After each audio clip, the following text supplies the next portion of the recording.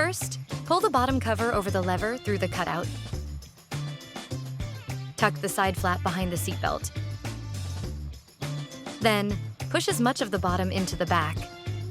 Tip: scrunch the back to have more grip to push it in. Pull down firmly on the rear flap between the backrest and bottom. Take the side flap and pull it to the back.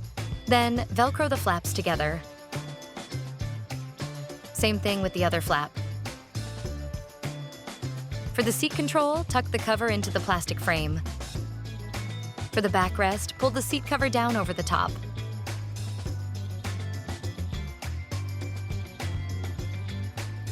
Push the side flaps under the armrests. Push the bottom flap through the backrest. Then, strap the armrest holes together tightly.